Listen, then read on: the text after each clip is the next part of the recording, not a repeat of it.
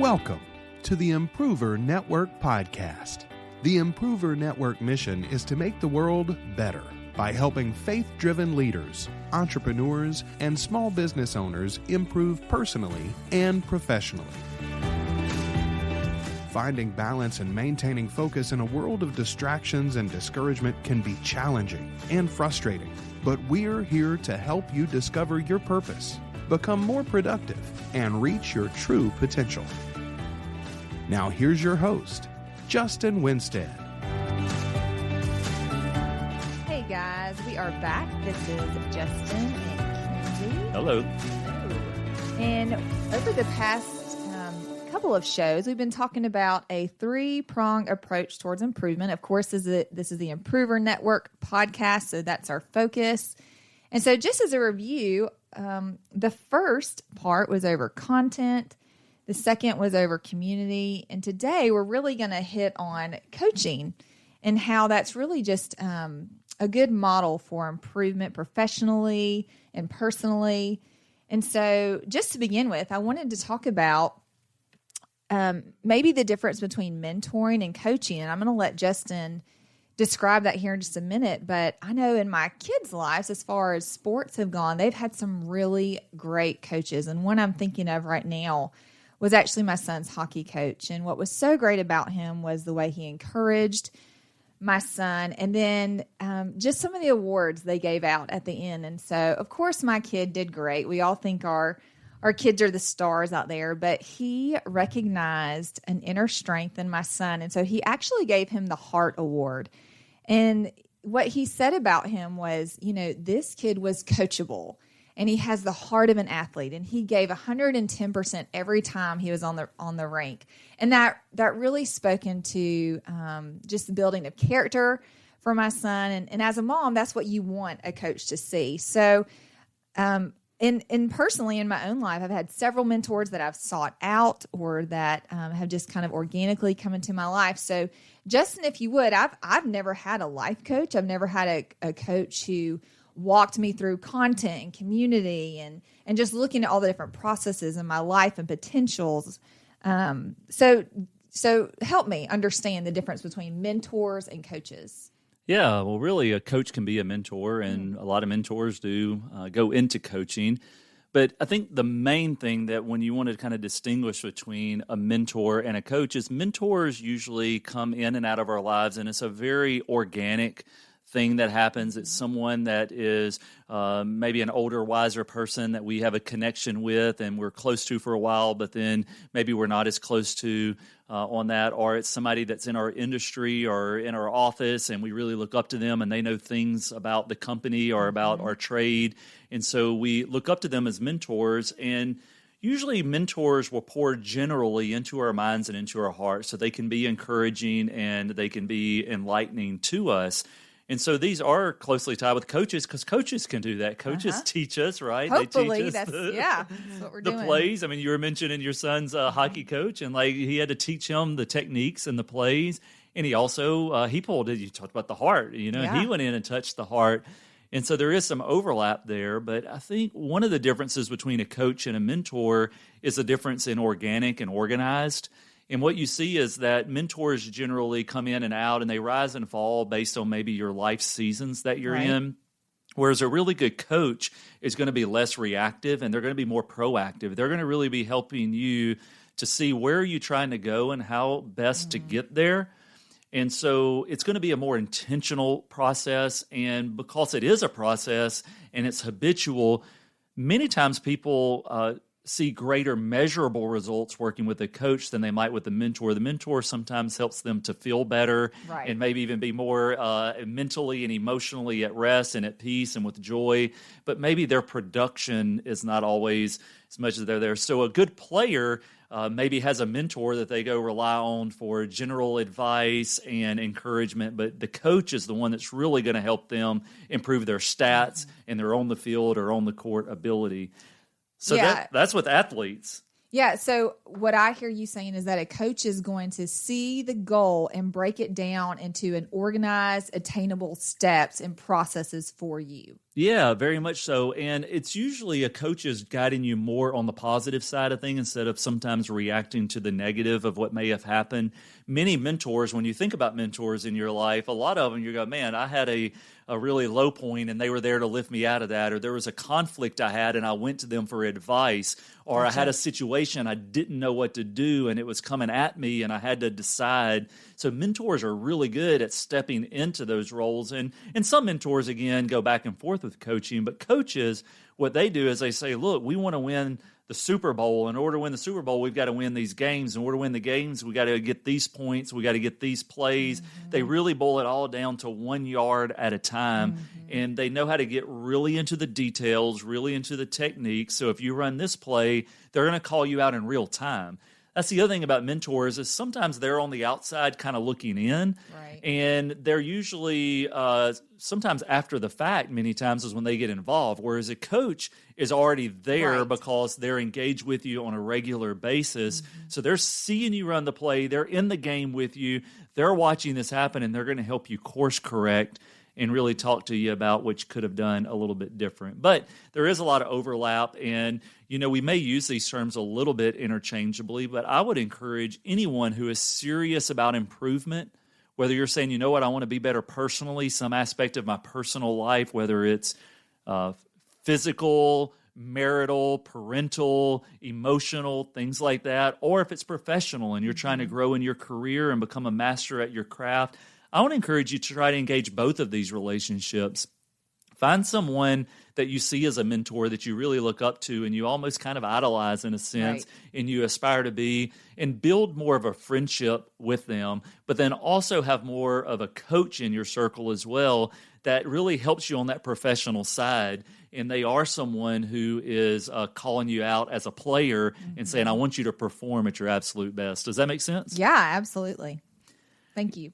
Yeah, so that's really one of the things we want to convey to all the improvers out there listening, and whether you primarily identify as an improver or you've just got a little bit in you that's like, man, I do want to be better today than I was yesterday, coaches can be a huge asset and a help to you in that they really help you to become stronger.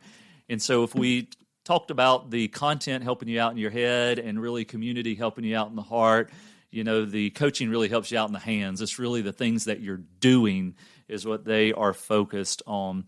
And so there are some other benefits that I think we should run through and just kind of talk about on those. And so I know you've got a list of some of those. So what are some of the things that are popping out to you on that list?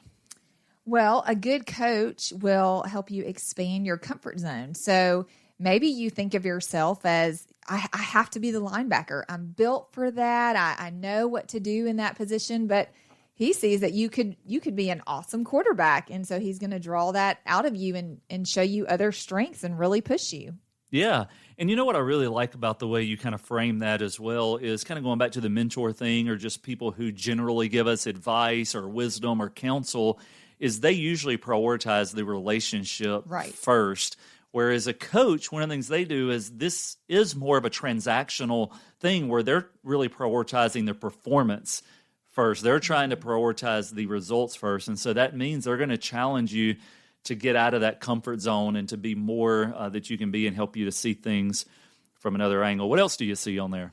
Well, I'm also looking at they empower you to develop good habits. So once again, it's back to use the word intentional. And so for a lot of us, we say, I want to do A, I just don't know how to get there. And so hopefully this coach is going to have some experience in that field and they're going to say, just a simple thing I did daily was to spend 10 minutes in this area. Or it's just one small move that you need to make that's going to have such a big effect on reaching your goal. So just developing good habits and not in an overwhelming way, just small steps you can take to reach your goal.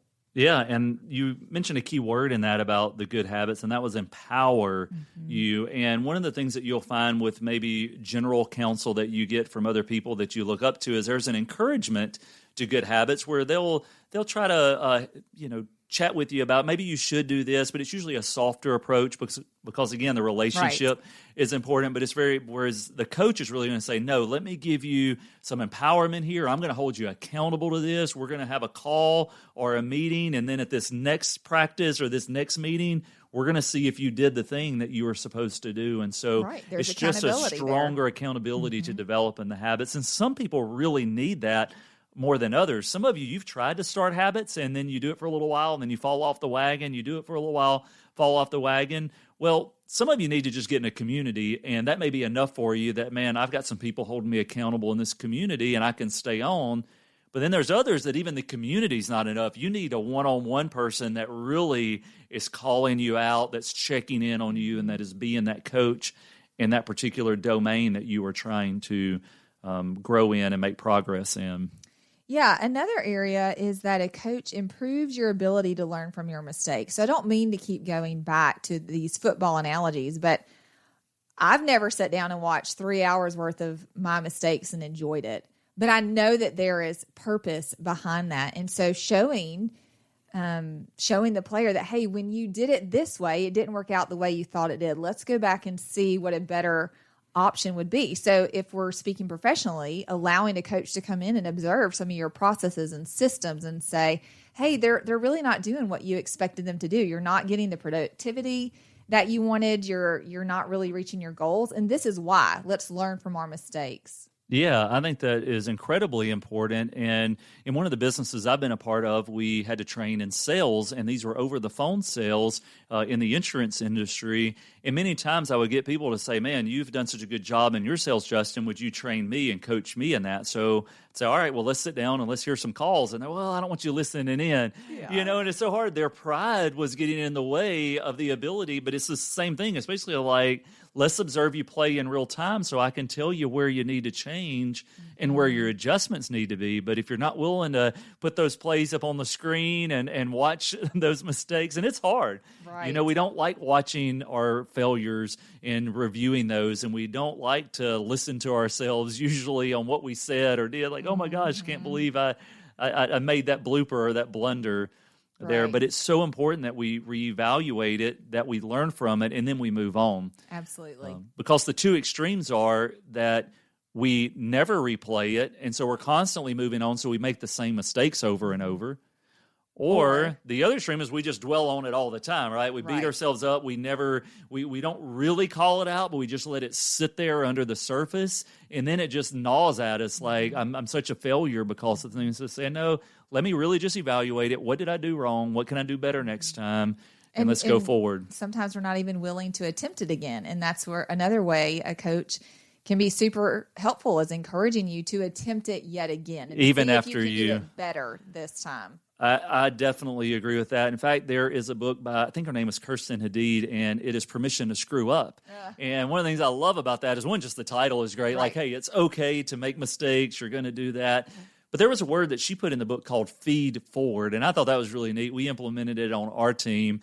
But it's the idea of feedback. It's backwards looking. It's usually blame oriented. It's historical. It's people are trying to figure out who screwed up, who messed up, and so a lot of feedback kind of goes that direction. Where the word feed forward, it's got the insinuation of, look, we're not really worried about all of what went wrong and what happened. We don't have to rehash all the negative, but we need to learn enough about it that we can actually go forward. And next time, here's how we can make it better. And so part of how you give yourself permission to make mistakes, to screw up, is you have that feed forward element built in that's like, oh, you know what? I'm going to take this thing that happened, and going forward, I'm going to do this a little bit differently. Yeah. So I see a lot of connections here. In our last episode about community, we talked about how you have to be willing to let people in and be vulnerable. So that's very similar to allowing a coach to come in. So what does it take to what kind of boundaries and permissions do you have to be willing to give a coach? Yeah, well, a coach really has to be able to see the full picture in order to be able to help you make those adjustments. And so if you're presenting a partial picture or a false picture, they're going to be making recommendations based on that. And so, yeah, I do see this sometimes in coaching where people, they want to put their best, front forward, and they want you to see the best image of themselves. And then you think they've got certain strengths or they've got certain abilities because they said it or they projected it. And then you make recommendations based on that, and it doesn't go the way. So a good coach will help discover that. They'll actually help peel beneath the surface, but it does require the person on the other side to say, you know what, I am going to open up. I'm going to let somebody see my numbers. I'm going to let somebody listen to my calls. I'm going to let somebody go to the gym and work out with me. I'm going to let somebody ask me about the book I said I read. And whatever the goal is you're trying to get at, having that coach that can hold you accountable and speak into that, if you're real with them, that's going to get you the results you want. It's almost like going to the doctor. You know, if you go to the doctor and he says, hey, what ailments are you having? What are your symptoms? And you lie about the symptoms, he may prescribe you something based on what you said. And if you told him the wrong things, you may get the wrong prescription. And it's He'll never get at the root of the problem. Right. So, yeah, got a lot more we want to talk about this idea of coaching, but let's pause here for a quick break. This episode is brought to you by the Improver Network. Members of the Improver Network get exclusive access to bonus episodes of our podcast. Additional member benefits include educational content, encouraging community, and practical coaching to accelerate personal and professional growth. For more information about becoming a member, visit improver.network today.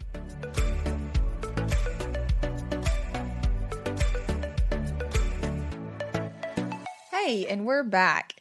And so during the break, Justin and I were having a little bit of conversation, and an idea that came to my mind is that most of the time a coach is able to see some hidden strengths and they're able to utilize that on the team for success and for the team as a whole to be victorious. So, Justin, would it be fair to say that a life coach can kind of do the same thing and pull out hidden strengths?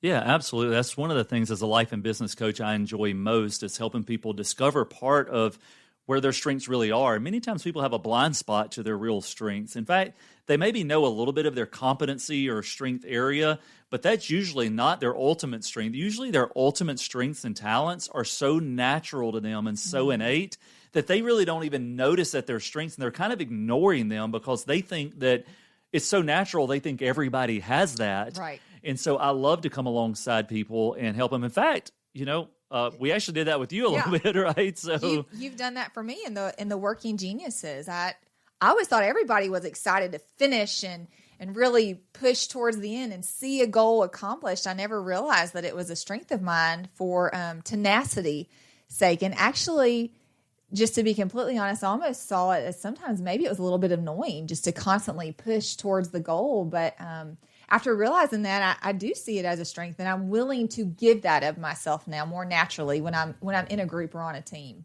Yeah, for sure. And for those of you who aren't familiar with what we're talking about in this, is Patrick Lencioni and the Table Group rolled out the 6 types of working genius. And we'll have to do a whole podcast on that in the future because it's definitely worth it. Absolutely. But 6 types of working genius, in short, is an assessment that an individual can take, and it will help them reveal what their working geniuses, competencies, and frustrations are. There's 6 of them.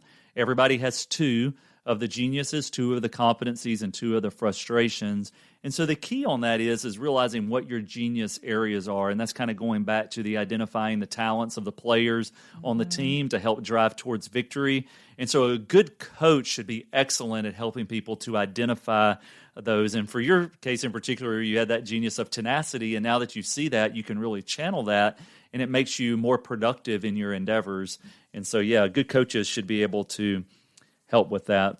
Well, and going alongside of that, a good coach might be able to tell you, hey, let others do the other jobs that they're great at as well, and allow you to see where you can learn from somebody else. Yeah. And, you know, one of the things I love about the Working Genius is it talks about you've got a competency, but that's not the same as your genius. And sometimes we're good at things that aren't the things we're great at. And, yeah, a good coach, to your point, can say, hey, focus on what you're great at. This thing that you're good at, that you're holding on, you need to let that one go. Let somebody who's great at it. Then you're going to be extra great together because you're both doing what you excel at. And it's not going to drain you of all of your energy so that you can pursue what you need to pursue. Because if you're just good at something and it doesn't refuel you, then don't waste all your time and energy on that. But you may not be able to see that without a coach. Absolutely. Well, one of the other things I wanted to mention about coaches that I think is just really great at our ability, if a coach is operating in a productive way, is they can take what's on the inside and really help to bring it out into real life. You know, in this 3-part series, we talked about how to improve. And really that first step of improvement is something that anyone can take individually on their own, which is just go out and start getting content. Right. They can go out and make the decision today that I'm going to put good content in. The second one requires a little bit more work, but they can go out and start building a community around them that will help reinforce the values that are important, keep them on mission, re-energize them. And so it requires a little bit more work. But this third one, both of those two things were dealing with the head and with the heart and with the emotions and the inside. But what a coach does, it takes all of that other progress that you're making and it helps to bring it out into the real world. How does this come out in your performance? How does it come out in the way that you're actually acting and what you're doing and what you're accomplishing? And that's why we say it's the hands part. Yes. So how does the Improver Network serve improvers in this area? Yeah, so me as a coach, example, and we have other coaches that are a part of our network, we will come alongside our improvers and we'll help them to identify those strengths. We'll help them to, see what their talents are and really recognize their true potential in it. We're going to come alongside them in real time as they're trying to accomplish certain things. And we're going to say, hey, the reason you didn't accomplish that at the level you want to accomplish because you made this error. We're going to help highlight those blind spots. We're going to do it in a systematic way. We're also going to be able to take tried and true programs and tried and true principles of how to make anyone better and how to improve any situation. And we can walk alongside with people. So we do that through group coaching at the Improver Network, where we jump on calls, we share goals, and we give input. We also do it through one-on-one coaching. So that's some of what we do. We do it through book clubs. So part of our coaching is we read books together and then we discuss those and apply it. We do it through special workshops. Some of these are online, some of these are in person, but we really give people the information they need. But a workshop is not just about information. That would be a seminar or a presentation. The workshop is about taking that information and working on it and doing something. And so the coach, we're able to come along and help our members to do that. So I'd say those are some of the biggest areas is our events, our online group coaching and our one-on-one coaching evaluation. We also provide resources on our coaching level. This is our flock level of membership. And some of those resources only include books and extra content. It also includes the Full Focus Planner by Michael Hyatt. And so a coach is going to say, hey, let's use this planner to help you with your goals. And then we're going to make sure that your daily and weekly actions are lining up with what you're trying to accomplish in your goals. So really, I think the Improver Network is an all-in-one solution, especially if you can go up to that flock level and join us. You're going to be getting content, you're going to be getting community, and you're going to be getting coaching that is going to help you to be the best version of yourself. Right. And I just wanted to say, we kind of think about, well, what if I just don't do it? What if I just ignore this and don't do it? And I would say I've never heard anybody say, I'm so glad I'm so glad I didn't hire a coach before now.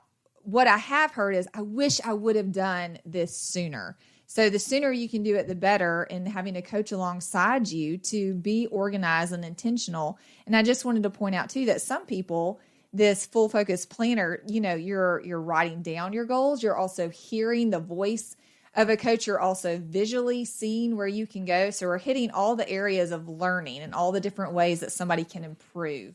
Yeah. And when you think about learning, on a simplest form, I think it's a 3-step process. It's exposure, then it's understanding, and then it's application. And really, if you look at our head, heart, hands approach, the head is just the exposure part of learning. The community really helps you to bring it into a true understanding. It becomes a part of who you are emotionally. But a coach comes alongside and really helps you to apply it. It is the application piece to it. I know one of the coaches that has poured into my life is Bryan Flanagan. Bryan Flanagan was really good friends with Zig Ziglar when Zig was still alive. And Bryan has encouraged me in a lot of different ways, got some really great writings out there, including a book about sales. But when I met with him, as I was thinking about launching this network, I was sharing some struggles emotionally that I was having. But one of the things he just called out at me is he said, Justin, you feel like you're being selfless by holding this in because you want to wait till it's perfect. And that would be the more generous thing to do, is to wait till it's perfected. But he said, you've got things right now that people need and you can share it. And you're actually being selfish.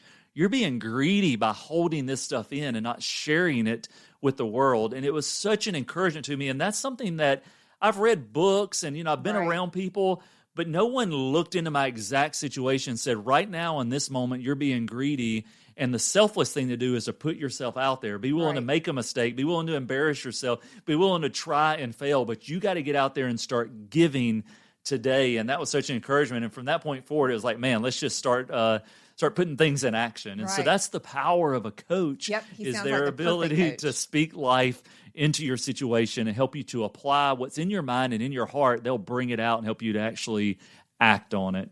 Yeah. So Justin, where can we go to find out more, and how do we get connected with you? Yeah, for sure. So if you want to go check me out on my coaching side, you can go to improver.coach. It'll show you some of the certifications that I have, some of the programs that I offer.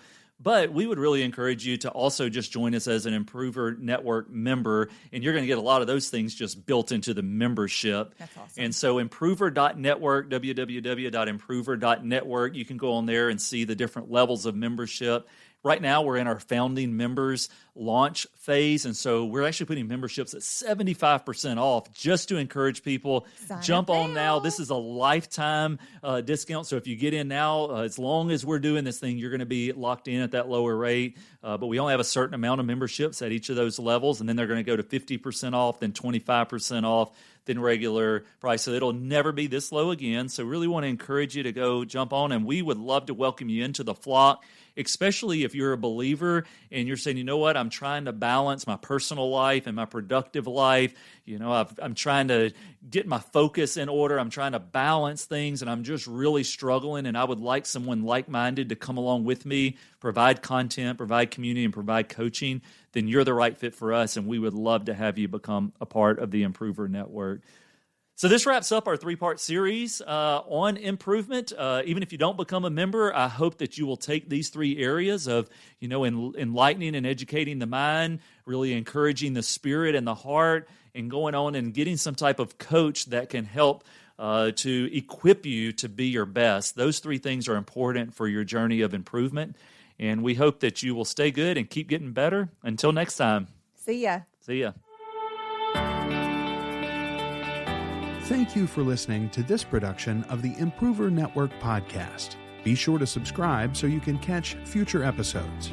For more information about the Improver Network, visit us online at improver.network. That's www.improver.network. And connect with us on social. Until next time, keep getting better.